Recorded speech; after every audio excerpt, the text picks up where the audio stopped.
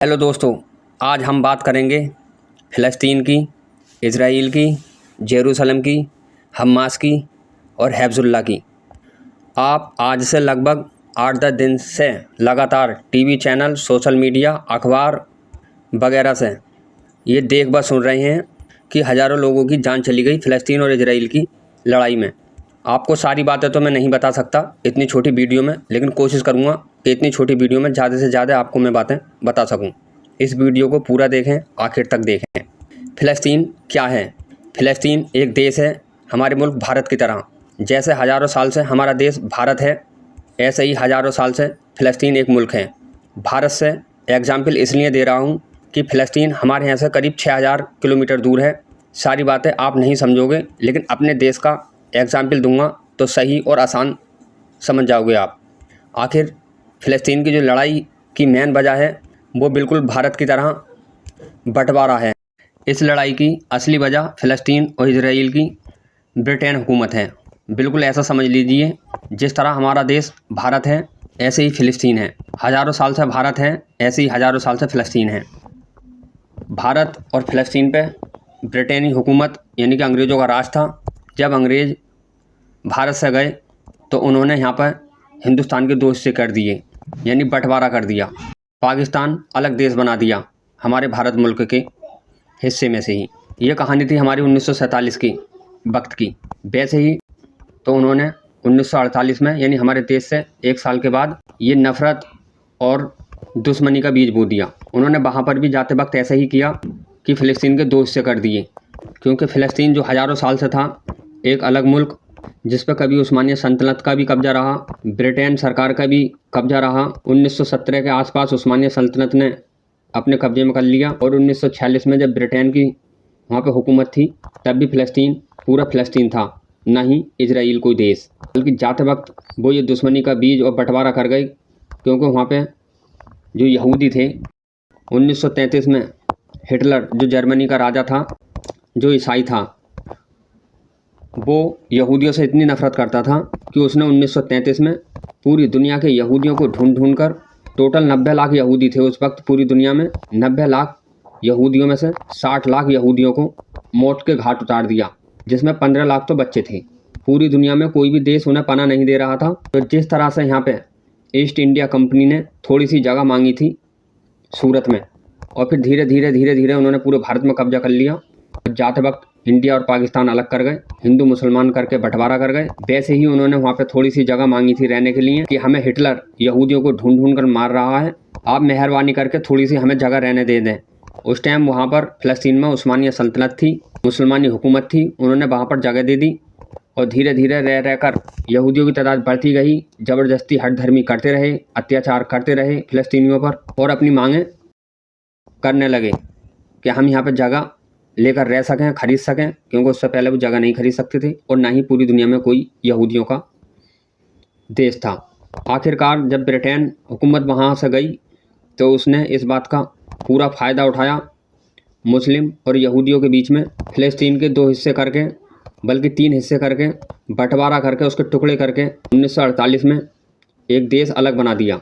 क्योंकि यहूदी मुसलमानों को मारने लगे, कत्ल करने लगे। जब 1948 में देश बना फ़लस्तीन में से इज़राइल, तो इज़राइल को फ़लस्तीन की 55% ज़मीन दी गई और फ़लस्तीन को 44%। और जो वहाँ पे मुक़द्दस शहर है, फ़लस्तीन का सबसे इम्पोर्टेंट शहर है 3 मजहबों के हिसाब से, इस्लाम, ईसाई और यहूदी, उसको यूएनओ ने यानी राष्ट्रीय संघ ने अपने कब्जे में लिया कि ये हमारे अंडर में रहेगा।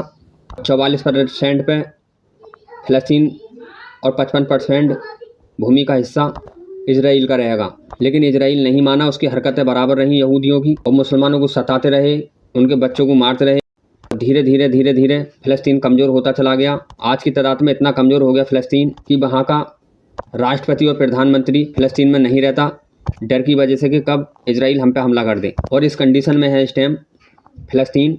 आर्थिक स्थिति इतनी ख़राब है कि फ़लस्तीन के पास अपनी कोई सेना नहीं है देश की या जनता की सुरक्षा के लिए। जो 1946 तक पूरा फ़लस्तीन होता था, वो साल दर साल फ़लस्तीन की भूमि घटती चली गई और इज़राइल ज़बरदस्ती उस पर अवैध कब्जा करता रहा। 1949 में गाज़ा पट्टी मिस्र के कब्जे में रही और वेस्ट बैंक फ़लस्तीन के बाकी हिस्सा इजराइल के। 1967 में 22% फ़लस्तीन रहा। 1995 में गाज़ा और वेस्ट बैंक में फ़लस्तीन रहा। जैसे जैसे यहूदी धर्म के अनुयायियों ने यानी यहूदियों ने अत्याचार किया फ़लस्तीन के मुसलमानों पर और उनकी आर्थिक स्थिति बहुत कमज़ोर हो गई, तो फ़लस्तीन के समर्थक कुछ फ़लस्तीन के, कुछ मिस्र के, कुछ लेबनान के सुन्नी मुसलमान उठे, कुछ शिया मुसलमान उठे और उन्होंने अपने देश को बचाने के लिए, अपनी बीवी बहन बच्चे बूढ़े सभी जनता को बचाने और देश की हिफाजत करने के लिए एक संगठन बनाया। सबसे पहला संगठन का नाम है हिब्ज़ुल्लाह, जिसको हमास संगठन का बड़ा भाई भी कहते हैं। हिब्ज़ुल्लाह का अर्थ है अल्लाह की पार्टी या अल्लाह का संगठन। ये लेबनान के मुसलमानों का एक संगठन है जो फ़लस्तीन और लेबनान दक्षिण के हिस्से को अवैध कब्जा करने यहूदियों से बचाने के लिए संगठन बना। और इस लेबनान के संगठन ने हिब्ज़ुल्लाह ने 1982 में इसका गठन किया और हिब्ज़ुल्लाह इस संगठन का गठन 1982 में हुआ। जिस दक्षिणी लेबनान पर कब्जा कर रहा था अवैध इजराइल का, इस संगठन ने हिब्ज़ुल्लाह ने मुंह तोड़ जवाब दिया, फ़लस्तीन का साथ दिया। धीरे धीरे इस संगठन की ताकत इतनी बढ़ गई, लेबनान में इसने खुद की एक पार्टी बना ली। लेबनान मुल्क के अंदर 128 सांसद बनते हैं। 128 सांसदों में से 15 सांसद इस हिब्ज़ुल्लाह पार्टी के हैं यानी कि संगठन के हैं और लेबनान की संसद में 12% ताकत रखते हैं। इसलिए लेबनान में सरकार किसी की बने हिब्ज़ुल्लाह की चलती है। उसने अपना देश का दक्षिणी हिस्सा जो यहूदी कब्जा करना चाहते थे इजराइल, उसको भी बचाया और फ़लस्तीन को भी बचाया। लेकिन इसके बाद एक संगठन हमास बना जो केवल फ़लस्तीन के लिए था। ये गाज़ा पट्टी से और मिस्र के लोगों ने मिलकर बनाया फ़लस्तीन और अपनी जनता के लिए, हिफाजत के लिए, क्योंकि फ़लस्तीन में वैसे भी अपनी कोई सेना नहीं है। इसकी स्थापना 1987 में गाज़ा से हुई हमास संगठन की। America, Canada, Israel, Japan, Australia, New Zealand, Paraguay और यूनाइटेड किंगडम हिब्ज़ुल्लाह और हमास दोनों को ही आतंकी संगठन मानते हैं।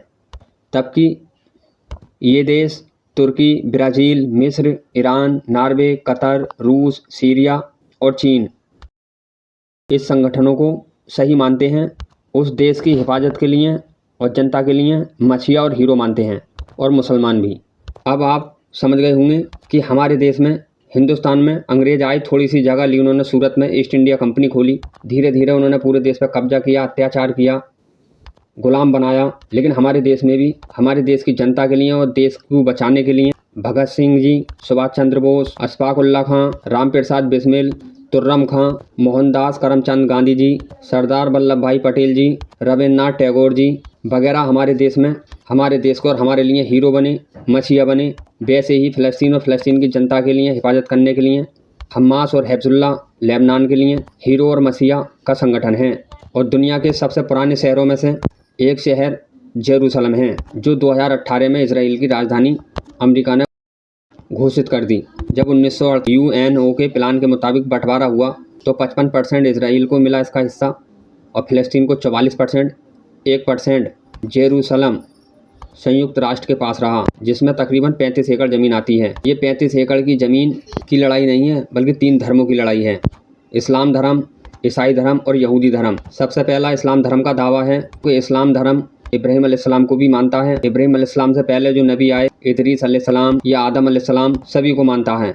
लेकिन इब्राहीम अलैहिस्सलाम की औलादों में से हज़रत इस्राईल अलैहिस्सलाम, इसहाक अलैहिस्सलाम, जिनको जैकब भी कहते हैं, और यहूदा को मानने वाले यहूदी भी कहते हैं। मुसलमानों का मानना है, इस्लाम धर्म का मानना है कि हज़रत इब्राहीम अलैहिस्सलाम, हज़रत ईसा अलैहिस्सलाम, हज़रत यकूब अलैहिस्सलाम, हज़रत दाऊद अलैहिस्सलाम, हज़रत सुलेमान अलैहिस्सलाम, हज़रत मूसा अलैहिस्सलाम, इन सभी नबी और रसूलों का ये मुल्क है और शहर है। और हमारे आखिर और अव्वल नबी मोहम्मद मुस्तफ़ा सल्लल्लाहु अलैहि वसल्लम जब मेराज के लिए गए, यानी कि अल्लाह से मुलाकात करने के लिए गए, तो वो बैतुल मुक़द्दस यानी मस्जिद अक्सा से गए। वो भी जेरूसलम में ही है, इसी जगह पर मस्जिद अक्सा। दूसरी बात, खाने काबा से पहले बैतुल मुक़द्दस को ही मुँह करके सभी मुसलमान नमाज अदा करते थे। किबला अव्वल भी है। ईसाइयों का दावा है कि ईसा अलैहिस्सलाम का ये शहर और मुल्क है। ईसा अलैहिस्सलाम को यहूदियों ने यहीं पे सूली पे चढ़ाया था और यहीं पे वो क़यामत से पहले आएंगे। और यहूदियों का कहना है कि जैकब, इसहाक, इजराइल वगैरह का ये मुल्क है। सब अपने अपने धर्म के हिसाब से मानते हैं, क्योंकि इस्लाम धर्म में भी मक्का और मदीने के बाद बैतुल मुक़द्दस तीसरा सबसे बड़ा और मुक़द्दस जगह है। अब आप खुद समझ लीजिए कि हमारा देश जब पाकिस्तान अलग हुआ और उसके बाद आज वो कश्मीर के कुछ हिस्से पर अवैध कब्जा कर हुआ है और चाइना भी हमारे कश्मीर के कुछ हिस्से पर अवैध कब्जा कर हुआ है, क्या हम उन्हें दे देंगे? हम अपनी जान दे सकते हैं लेकिन अपने देश का एक टुकड़ा भी नहीं देंगे। तो फिलिस्तीन क्यों देगा अपना हिस्सा? ये खबरें जब से ज़्यादा चर्चा में आई हैं फिलिस्तीन की और इसराइल की, जब से हमास ने इसराइल के कई ठिकानों पर हमला कर दिया है 8 अक्टूबर को, और आज 10 दिन हो गए, तकरीबन 4200 लोगों की जान चली गई। और बाकी बातें हम आपको अगली वीडियो में बताएंगे, बैतुल मुक़द्दस और जेरूसलम शहर का पूरा इतिहास।